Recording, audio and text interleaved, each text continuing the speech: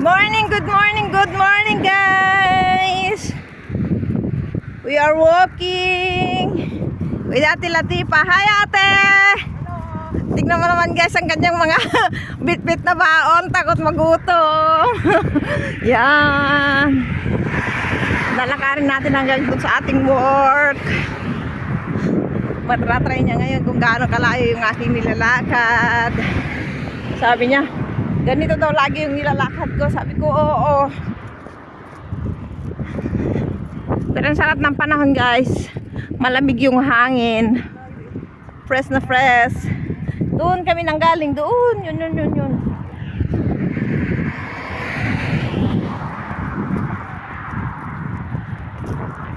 Malayo pa yung pupuntahan natin. So, alay lakad tayo. Talagang ganyan ang buhay. Mahirap kumita ng pera.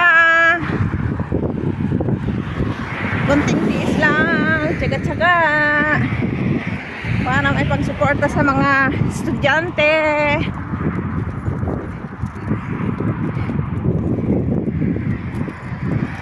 Wala kasi yung amo niya kaya nagpa-part-time siya.